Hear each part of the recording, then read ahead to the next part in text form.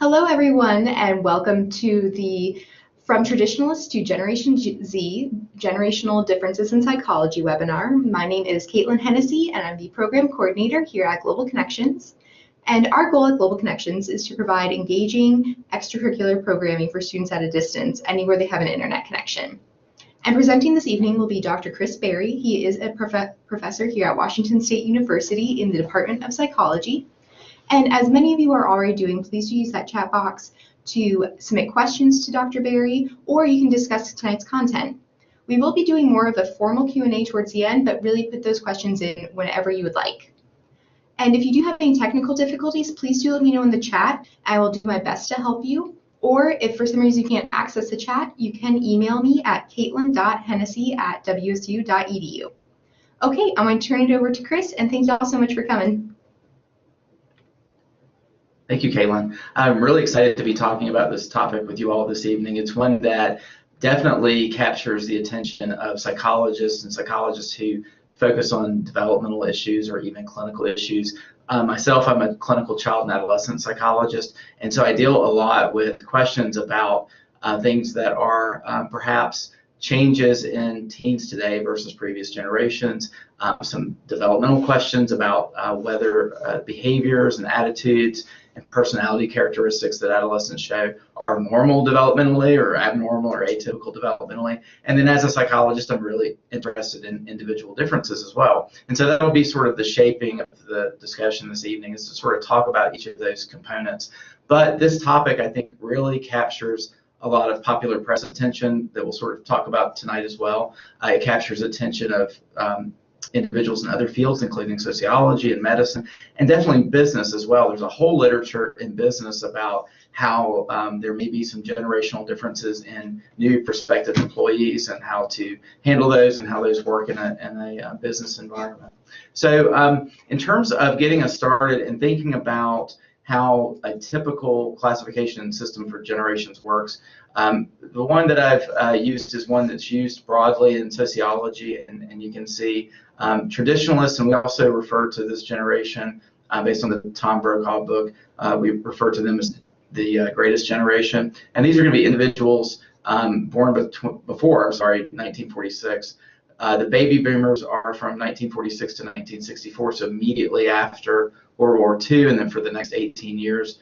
Generation X follows that, as you can see, from 65 to 84. Millennials, which I'm sure you've heard a lot about millennials, roughly from 85 to 2004. There's also sort of a subgroup along with the millennials that are talked about in some of the literature called Generation Y, so coming directly after Generation X.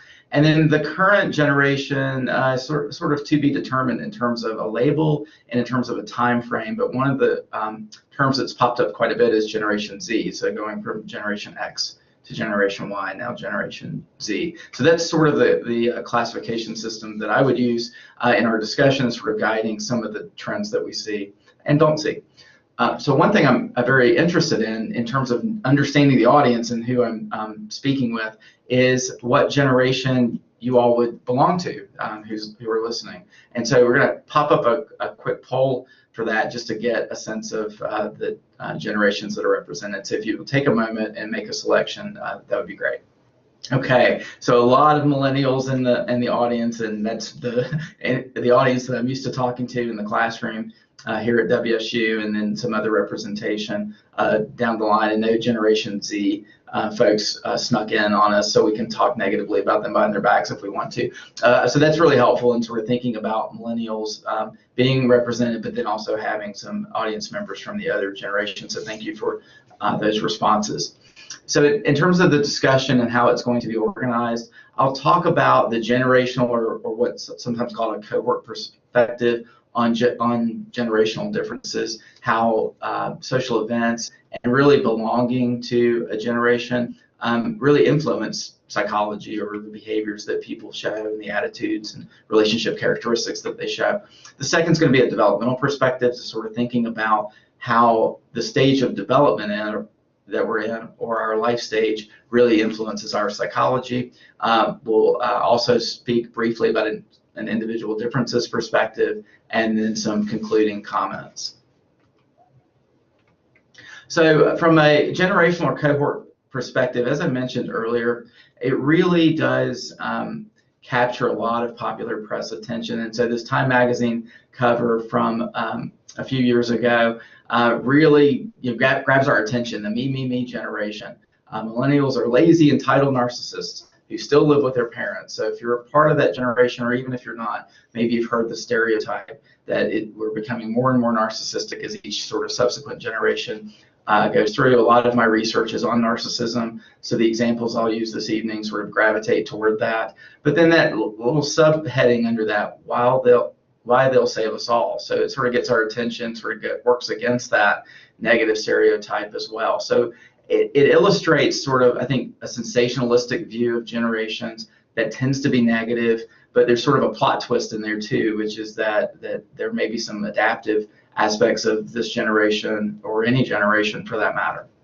So the generational or cohort perspective is really grounded in the idea that there are social events or trends that shape our behavior, our attitudes, and our life course, just how things are going from a socioeconomic standpoint, from a stressor standpoint, from the types of media that we're exposed to, et cetera. So simply being born into different generations will shape us by our exposure to different social events as part of that generation. The view of this perspective, as I alluded to a moment ago, tends to be more and more negative of each subsequent generation. So we hear, and maybe we even say, oh, kids these days. And so the generational perspective, where that there are sharp absolute differences between people born into different generations, tends to be in the direction of viewing the next generation of young people as progressively getting more and more negative. But we also know from social events and social change that really there are positive adaptations that occur across generations too. So if we think about things like social justice and discrimination and things that really deal with how we relate to the people around us, the world around us, in at least a broad sense, those things continue to improve or move forward. This perspective, as you've probably already realized, lends itself to really broad generalizations about members of a generation. So we sort of lump millennials in together in a certain category. We lump baby boomers together into certain characteristics or descriptions just as easily as well. So in terms of some things that are out there that we'll see, the table on your left is a very common type of table, and it refers to Generation Y in this example, where members of different generations are broken down into different characteristics in terms of how they relate to each other, what kind of communication strategies they use, what kind of feedback they're looking for, say, in an educational or work environment. And so there's no shortage of these kinds of tables. I've picked one, but there's several that are supposed to convey to, say, potential employers how to relate to people of different generations. And you can start to see that there may be a kernel of truth to some of these, but they also tend to really capitalize on broad generalizations about generations.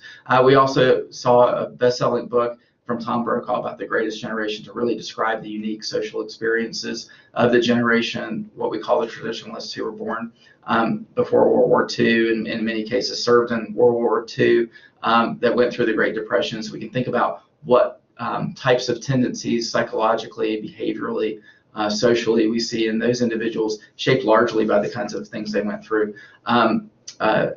A psychologist, a fellow psychologist who studies narcissism, has published a book and been on the Today Show many, many times touting the narcissism epidemic, and that we're becoming more and more narcissistic, and really pinning that on millennials. And then you see popular TV shows and movies that sort of depict the relationship tendencies of generations. And so there's no shortage of this in different forms of media. I see a question that was really interesting too about the dark triad. I'll get to that in a moment, so thank you for sending that question in.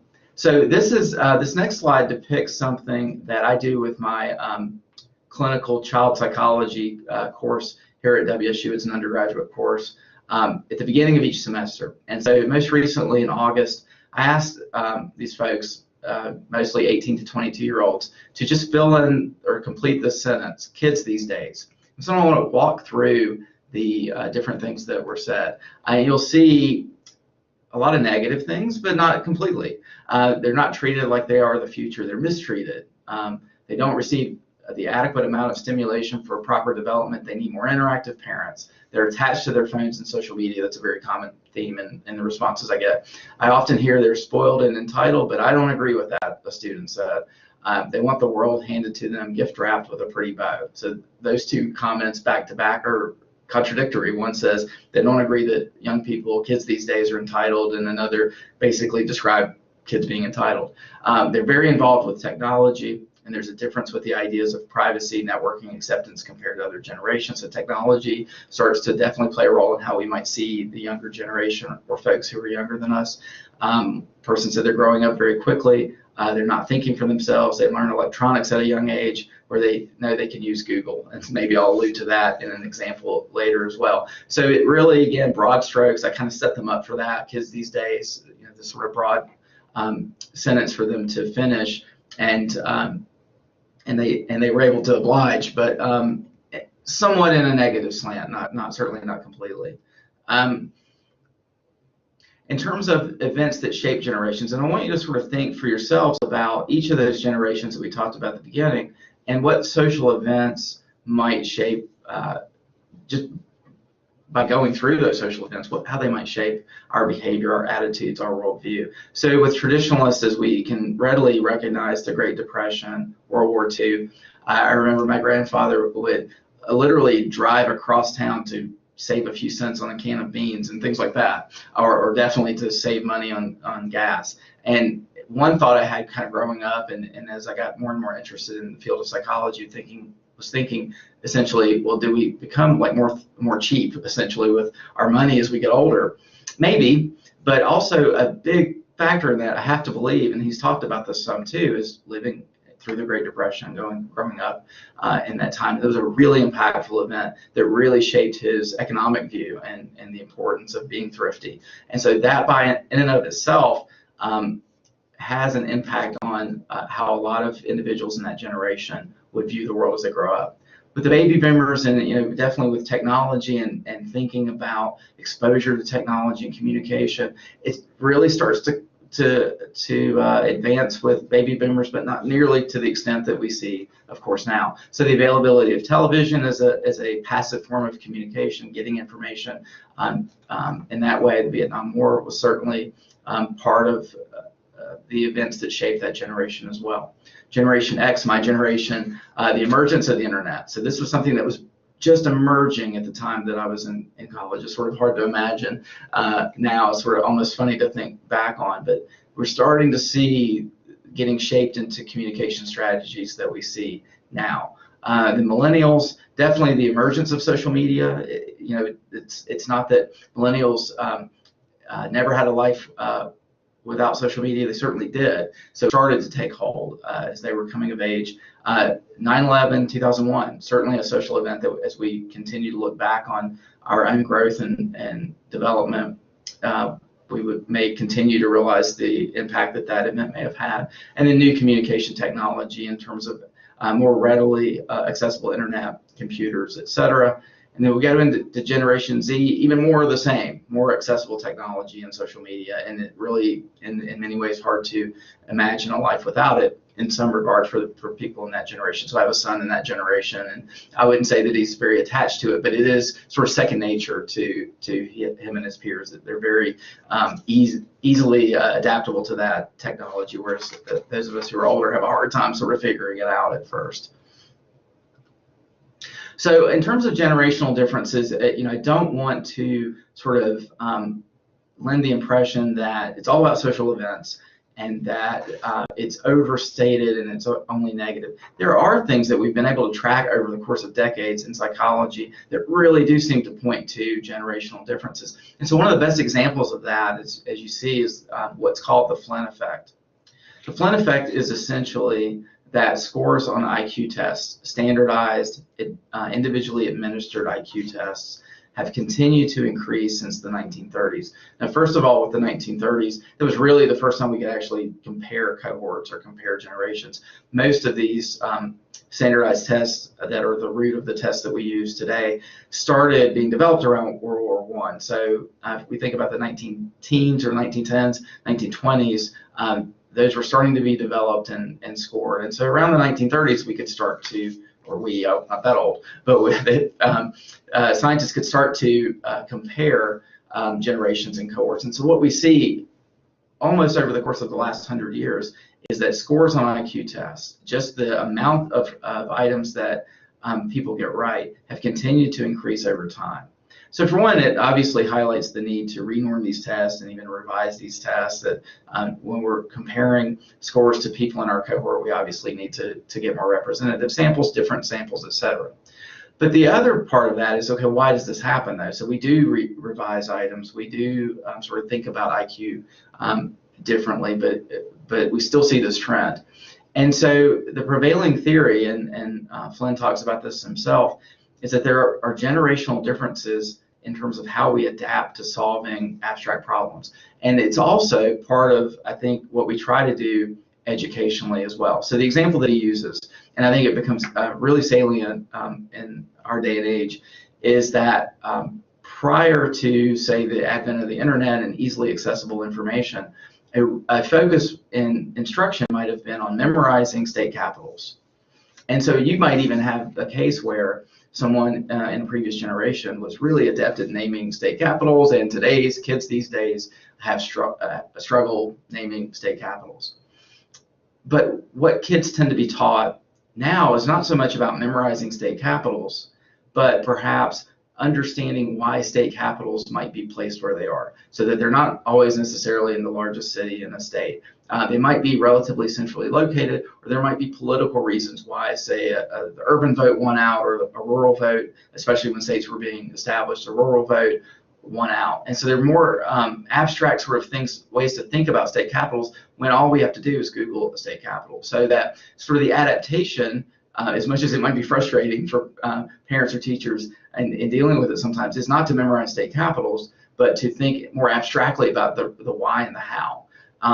And so those more abstract ways of solving problems actually start to map onto the way that IQ has been tested for 100 years. That IQ has been tested with things that are not involved in rote memorization, but on solving novel problems or on abstract reasoning. And so as much as we want to sometimes belittle the educational system or the things that kids don't know that we knew or that previous generations knew, a lot of what's happening is sort of working with, or trying to work with, students on how to adapt to new ways of solving problems. In terms of other generational differences, a really key concept in our field over the last 15 to 20 years has been this concept of emerging adulthood. Probably drives parents crazy, parents of adult-age children. And it's the idea that, and this is easy to track, there are increasingly later ends to our formal education. We stay in school longer.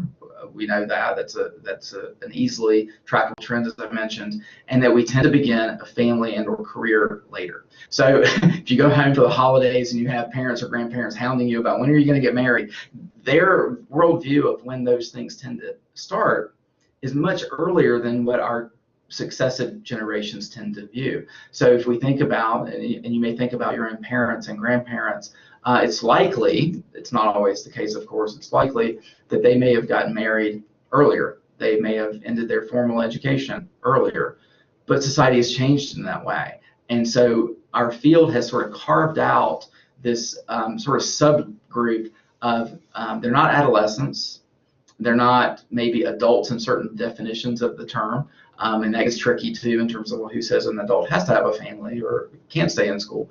But there's this sort of carved out term, or carved out sort of subgeneration of emerging adulthood. And so roughly that is viewed as being from 18 to 26. If you think about even the laws have been shaped around that in terms of like health insurance and being able to stay on our parents' policy until age 26. So people sort of get the message that it's becoming much more normal, much more typical to stay in formal education and even to stay single well into one's 20s or maybe even 30s as well. The average age of marriage in the United States, at least the latest statistics I saw, were 28. I think it was 28 for men and 29 for women, versus in the early 1970s it was 20 and 21. So big change in a relatively, in terms of the big picture of things, a relatively short period of time. And then we also see changes across generations in social and political attitudes. And so you see a few examples on your screen as well. So in 1977, 2/3 of respondents in a large survey said it was better if the man works and the woman stays at home. In 2000, 35% did. I would suspect if that were repeated in 2018, we'd see an even lower percentage agreeing with that. 1972, 48% said that sex before marriage is wrong. 2000, 36% did. We might see a continued downward trend in that as well. 1972, 39%, 4 out of 10 essentially, respondents said interracial marriage should be illegal, down to 12% in 2000. I would hope that it's lower even now. And then in 1958, so going back quite a few decades, 78% said the government can be trusted, and 2000, 44% said so. I will leave it to your own conclusions whether you think that trend's gone up or down at this point. The other thing to remember, though, is that attitudes will not necessarily always move in a more progressive or so-called liberal direction, but that attitudes do change. And so there are genuine generational differences across different attitudes about relationships, about economic standing, about appropriate and inappropriate behavior. And so we can definitely point to generational differences in some regards. Another area of research that I'm personally interested in are sort of social media and behavioral habits, risk behavior habits of adolescents. So that's one of the areas in which I do a lot of research. So there is a researcher I alluded to earlier who authored the Narcissism Epidemic book, has published some data recently focusing on teen trends and sort of thinking about these from a generational standpoint. So I'm presenting these, but I would like to also present some caveats to this and maybe some food for thought and some arguments with this too. So I hope that you can see these graphs really well. The sort of vertical marker that's on each of the graphs that she presented in this piece focuses on 2007 when the iPhone was released. Okay? That's sort of the critical social event that she would point to in the data, but what she would go on to further argue is that, well, maybe it was about 2012 before these were sort of universal or seemingly universal, so that even teenagers or high school students, more specifically, had common access to these. And so in graph 1, we see a downward trend starting with the data for 12th graders in 1976, and a downward trend in terms of time, the number of times that teens per week go out with their friends. So we see a downward trend there. We also see that same sort of pattern in driving. So it's, in terms of, still the vast majority of teens are driving by the time that they're in 12th grade, but we see a downward trend, say, from the 70s to today. One issue, though, in terms of thinking about this generation, Generation Z, as being inherently different than all the previous generations, is that these were downwardly trending anyway. So it's hard to point to something like the iPhone as being the cause. We really want to be hesitant to talk about a single cause. So it definitely gets our attention that the downward trend is continuing. Maybe it's even getting a little bit stronger. And so we want to think about why that is, but maybe all the reasons why that is, not necessarily a single one. Another one is less dating. So percentage of teens who ever go out on dates, and we see, obviously, with the different colored lines, we would expect that more 12th graders would endorse that than 8th graders, so the black line versus the red line. So we see a downward trend there. We see less sex, but that's a fairly, if you think about from the 90s to today, fairly flat trend, maybe a slight downward trend as of late. So again, I think these are interesting. I'm not as convinced in terms of a sharp change. But there are two more that I think really get my attention. Loneliness and not getting enough sleep. So being lonely and being more sleepy. These definitely start moving in a different direction with Generation Z. And so these are things that I think we have to recognize as social scientists. There may be something here in terms of social events and in terms of just well-being. So no teen wants to feel lonely. It's a really important part of the adolescent experience is to feel connected to other people. And so we see a recent trend, say from 2010 to the last point of the data were 2015, in terms of teens reporting feeling lonely.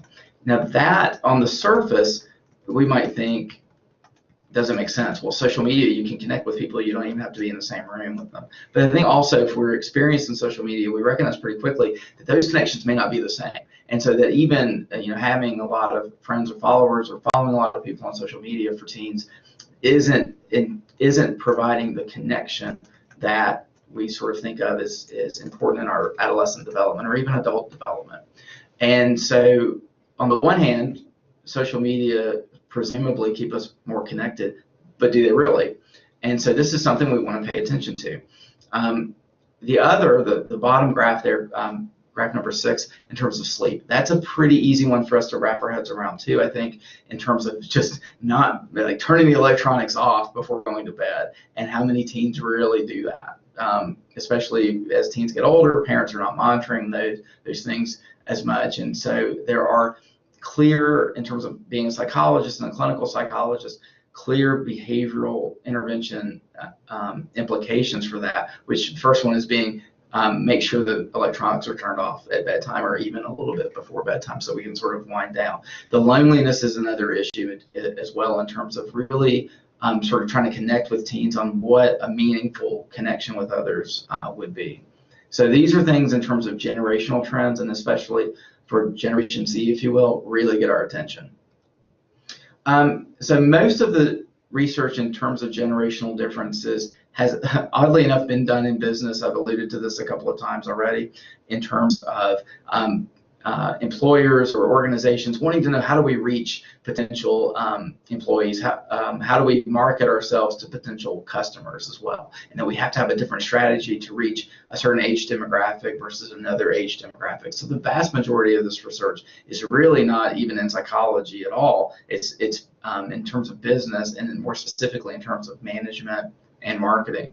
And then also how generational differences shape our interactions. And so I think a real fruitful area coming up in our field is going to be about how do the technological advances that continue to happen and that we're essentially immersed in influence how generations interact with each other, and how does that differ for Generation Z, which really essentially is not knowing a life without social media, versus the millennials and Generation X, et cetera, who can remember that, and does that shape their interactions as well? When research tries to pinpoint generational differences, one of the things that we see is that the methodology tends to be really flawed. So we have to be extremely careful, first of all, in terms of generalizing certain characteristics to a whole generation of people. It's not really fair, it's not really accurate. The other part is that when generational differences are demonstrated from research, the methodology tends to actually not be very good. So we have a hard time measuring complex psychological constructs like motivation, like attitudes, like what things people value. Those are really kind of abstract concepts and very personal concepts. So it is tricky to measure those, and to measure those in ways where we can accurately compare generations across time. The other big problem in this research is that research on generational differences tends to be conducted at one time point, what we call cross-sectional research. So, for example, I might want to do a study on generational differences in loneliness. And so I might get a group of 15-year-olds and 20-year-olds and 25-year-olds and 30-year-olds, 35-year-olds, and so on, and study loneliness. And then I see differences, and maybe I see that the 15-year-old group was the most lonely group in my whole entire study. That could be a generational difference, but it also could be a developmental difference. Maybe those things change as we grow older, sort of naturally. And so it's hard in that kind of research design to tease apart generational and developmental influence. So something really important to keep in mind. So in terms of thinking about this with adolescence, and that's really where a lot of our attention focuses on. I certainly focus a lot of my research attention on adolescent generational characteristics. One quote that I came across, I think really sort of captures young people, maybe young people today, is that the young in character are prone to desire, ready to carry any desire that they may have formed into action. Of bodily desires is the sexual to which they are most disposed to give way. And in regard to sexual desire, they exercise no self-restraints. We started thinking about teenagers in that regard. They are changeful too, and they're fickle in their desires. Their lives are lived principally in hope. They have high aspirations, for they have not yet been humiliated by the experience of life. They're unacquainted with the limiting force of circumstances. Youth is the age when people are most devoted to their friends, certainly rings true. If the young commit a fault, it is always on the side of excess and exaggeration, for they carry everything too far, whether it be their love or their hatred or anything else. Wow, what a nice description of teenagers today, these Generation Z teenagers, maybe even some of the millennials as well. Except it was said in 4th century BC by Aristotle. So what that points to, at least for me, is that there are some almost universal truths, if you will, about that stage of development that applies across generation after generation after generation, apparently for 2,500 years.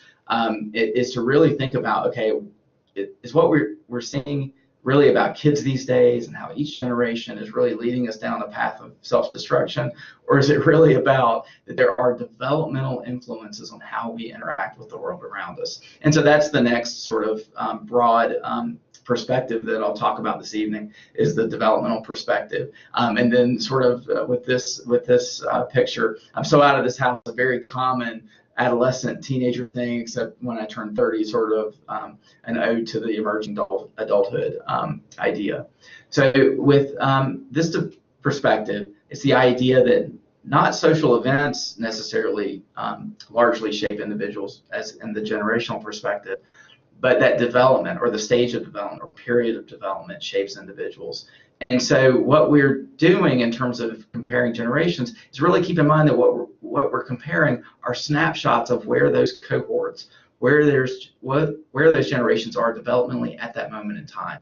So again, if we were to do a study right now where we may compare baby boomers to Generation Z, we have to recognize that part of what influences them is that they're at a different stage of life right now. And so that they actually may look more similar if we had studied the baby boomers when they themselves were teenagers. Certainly there are social differences in terms of communication and fads and fashion and ways of conversing with other people, but that if we look at differences between them right now and take a snapshot, it's probably over-exaggerating generational differences, because what we also have in the picture is developmental influences as well. So in terms of adolescence and focusing on them as one example, we know that adolescence universally, cross-culturally, is marked by biological, cognitive, and social transitions that are unique to that period of development that we don't see in such a short period of time at any other stage of our lives. If we think about all the rapid biological changes that are happening, certainly the cognitive changes that are happening. If there are any parents in the audience, you know that your adolescents are speaking to you differently, and they're coming up with counter arguments and loopholes to everything you say, and that's by and large due to cognitive development and being able to reason in more abstract ways. It may not be that they're arguing more than when they were a 3 or 4 year old, but they're trying to argue better than they used to. And then social transitions, that need for connection to peers, merely spending more time with peers than parents than compared to when they were younger. So we see in terms of sort of universal, if you will, trends, doesn't apply in every situation, of course. For adolescents, we see a relatively heightened period of conflict with authority figures, especially parents. We see more moodiness than we might have noticed when they were younger. We see more risk-taking behavior, and there are lots of things we think that drive that. And we see the increased influence of peers. So it's not when we see that kids these days are having a lot of conflict with authority figures, it's all about kids these days. It's about where kids these days in some regards are in terms of their development.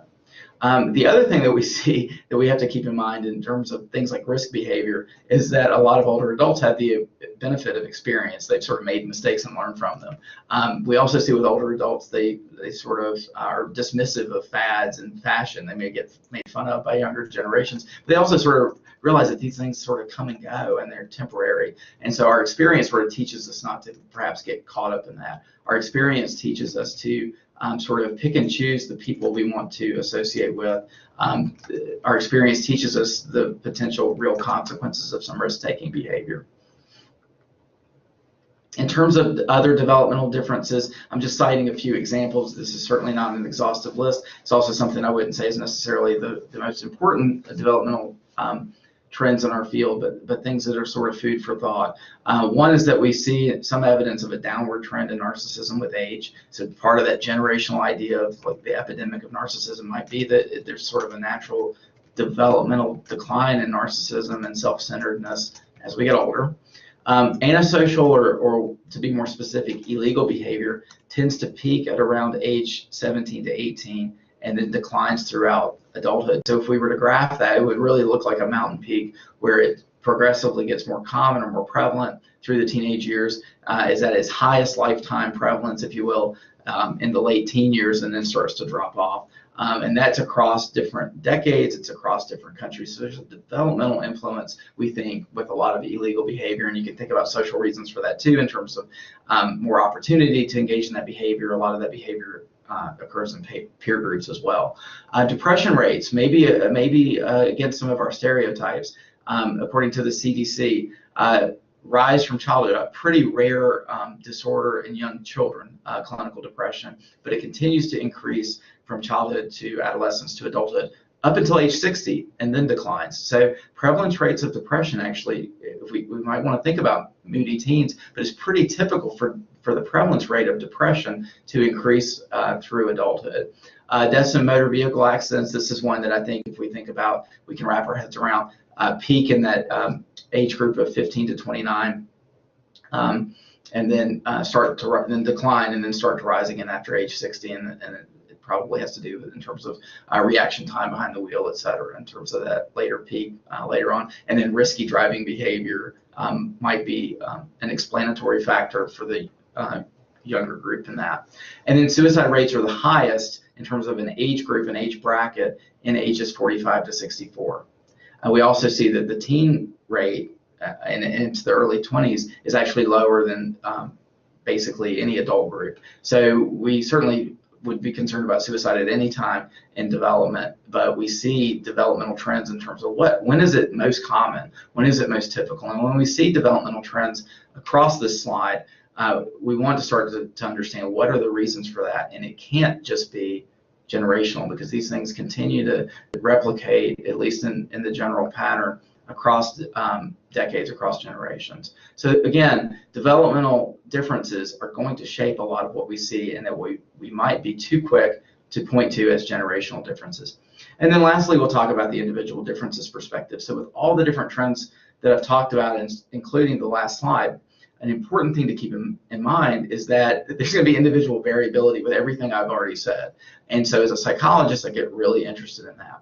So an example that I'll share is from my own work with narcissism. So if we were to believe generational differences in narcissism, we would think that from this 2005 to this 2014 data, so I collected samples throughout this time period of 2005 to 2014, each of these groups consisted of 16 to 19-year-olds, so across different cohorts. We would expect it to just continue to rise. We would expect it to maybe rise really rapidly, especially whenever the iPhone was in there or selfies were in there, for example. And we don't see that. We see a relatively flat profile. Okay. When we look at the distribution of this group and these data are 16 to 18-year-olds, we see a bell-shaped curve. And we think of a lot of psychological constructs as being bell-shaped in their distribution, or what's called a normal distribution. And so if we have the flat profile and then we have a bell-shaped curve, that suggests that, okay, a lot of teens are sort of in the middle on narcissism. And I had a colleague one time say, oh, you're studying adolescent narcissism, you're just studying adolescents. they're all narcissistic. This bell-shaped curve suggests otherwise, that there really are individual differences that we should pay attention to, that it's not simply an aspect of being a teenager. It's not simply an aspect of being a millennial or a member of Generation Z, that there are individual differences in our personality, and that we should seek to understand those as well. So in terms of individual differences, this is our focus of psychology, it's our main focus, and I would argue it should continue to be. So we really don't fall into the trap of overgeneralizing trends. Those trends are important to understand, as I hope I've emphasized, but we also have to break these questions down at the individual level. So the individual is impacted by a complex interplay or interaction of biological factors. Our own biology is very unique. Psychological factors, which include cognitive factors, emotional factors, motivational factors, and social factors. Those are going to include development. Those are going to include the social events that shaped our generation, but they also are really complicated at the individual level.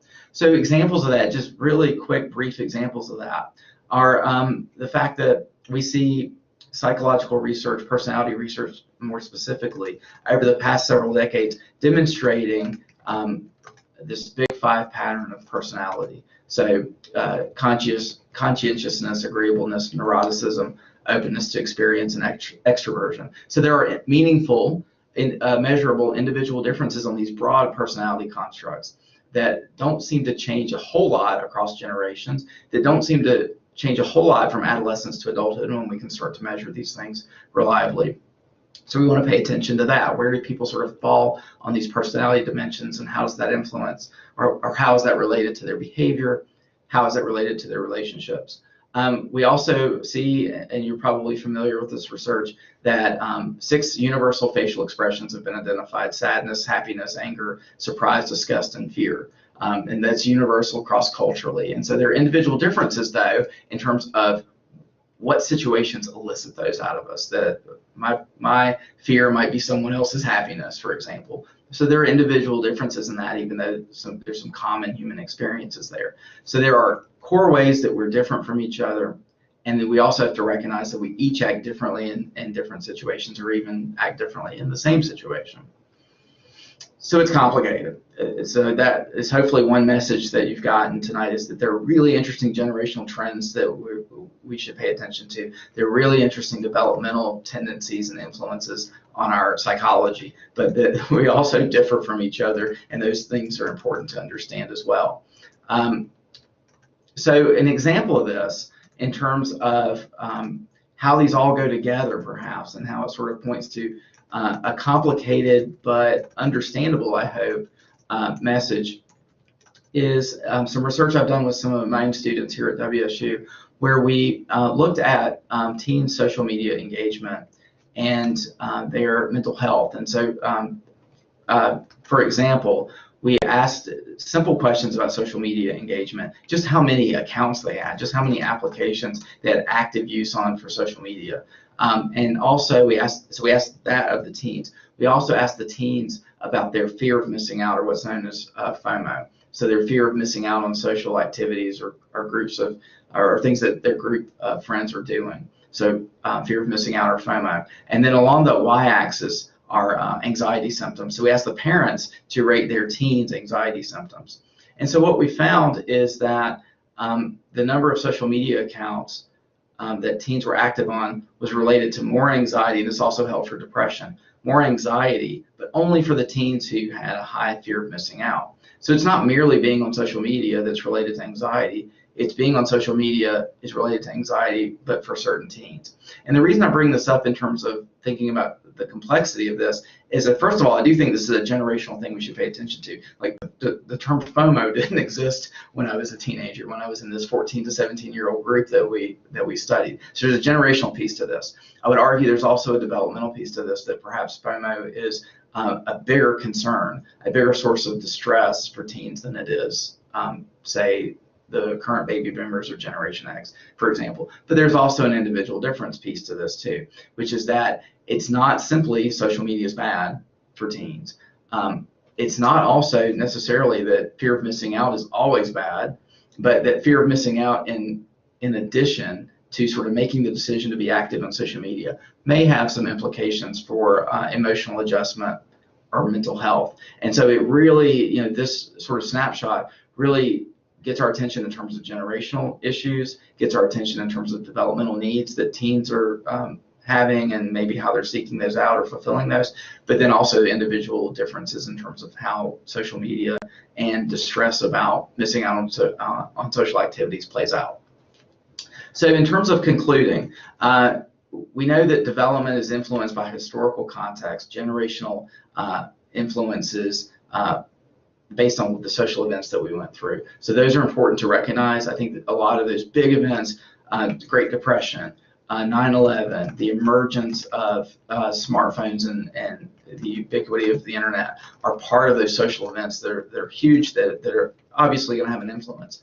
The other part of this is that not everyone in the same generation is going to have had the same social experiences. Those are going to be shaped by demographic factors like socioeconomic status, race, or gender. So that may actually have a more direct influence on what our experience has been like growing up than just merely being in the generation. That it may vary based on these individual difference factors that are demographic in nature. And then we also know that some universal trends and stages of development do appear to exist. Children differ from adolescents, who differ from adults, that tends to happen regardless of generation, and something that we should continue to recognize. So we do want to be careful about making broad generalizations about generations and about developmental stages.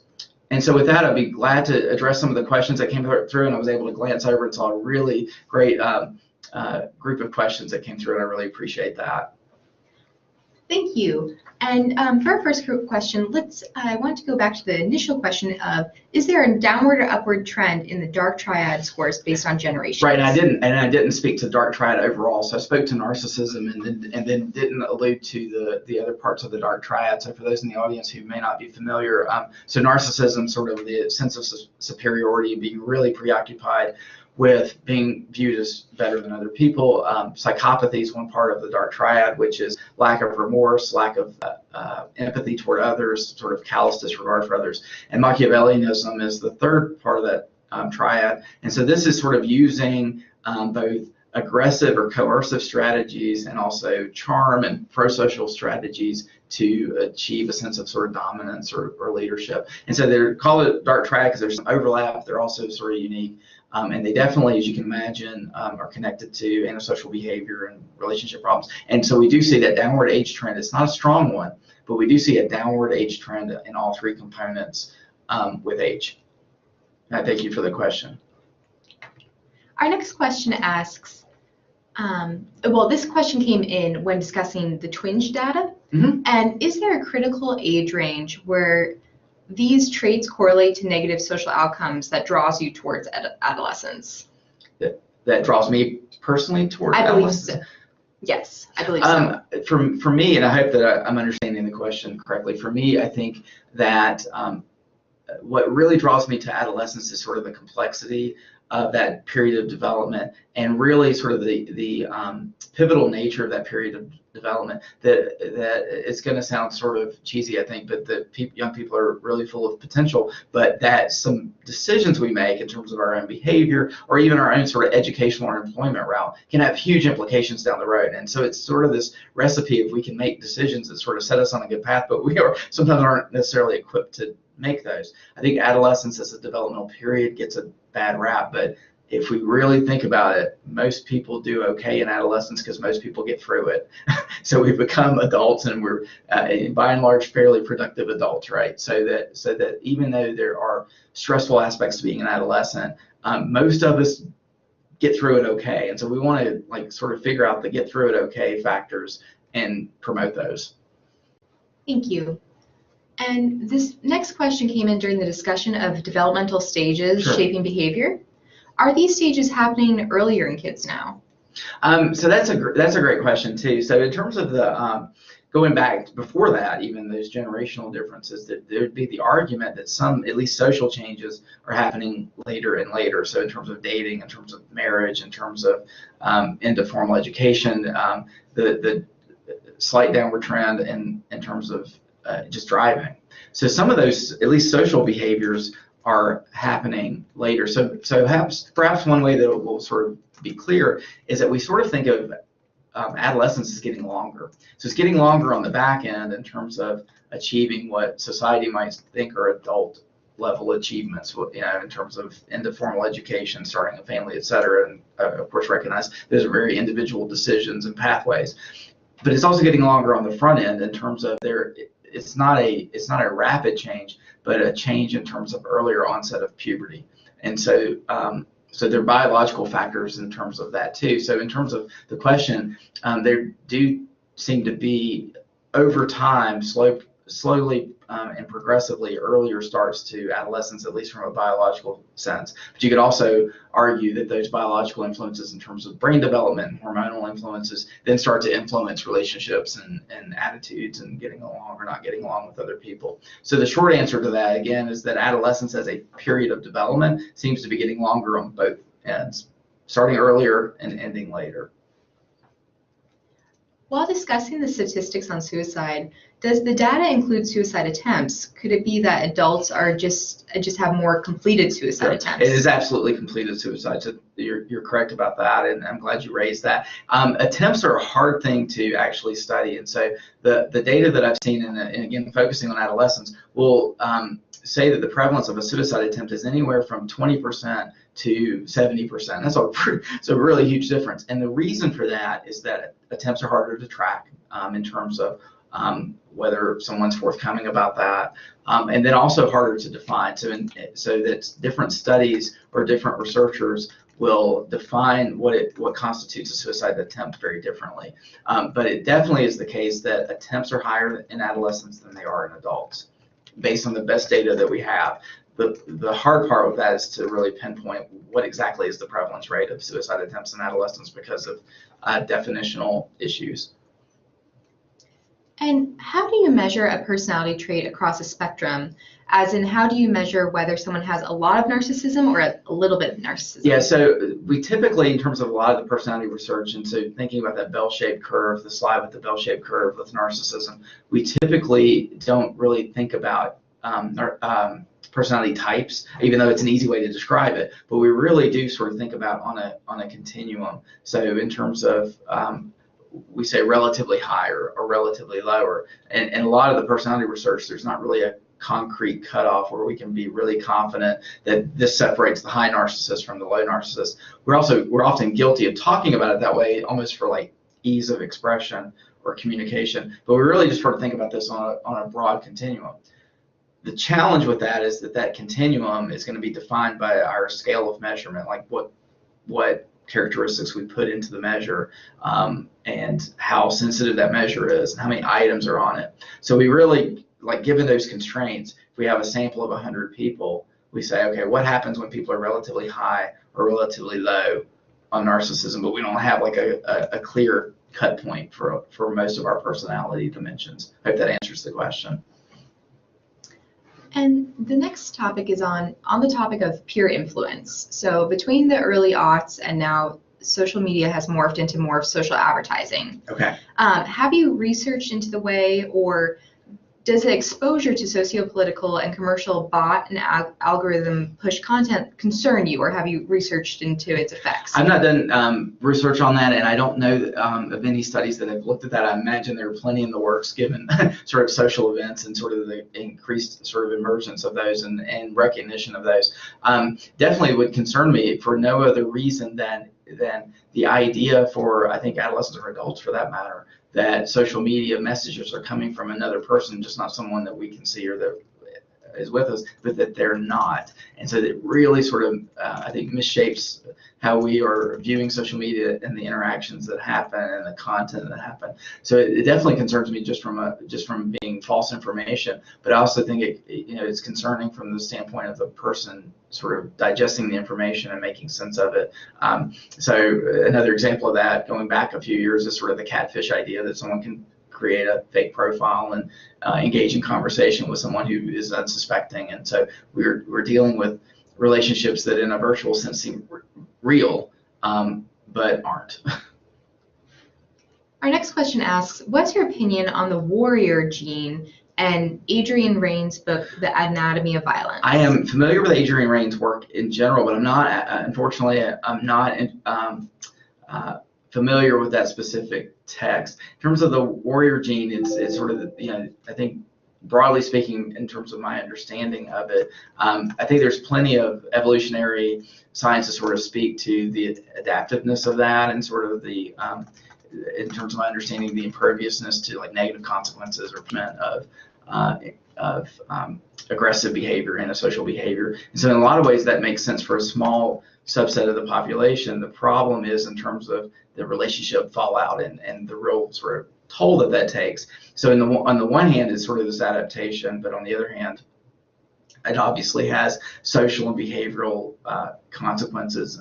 So I think there's validity to the idea as I understand it, but obviously of concern to criminologists and psychologists. Excellent. So I do believe that is all the questions we have for great. this evening. And thank you all so much for coming out. And I am going to put a link in the chat box. Please let us know what you thought of tonight's webinar and what you'd like to see in the future at connections.wc.edu/event survey. And thank you all for coming out and your wonderful discussion and questions. And thank you, Dr. Berry, for presenting. Thank you all. Have a good evening.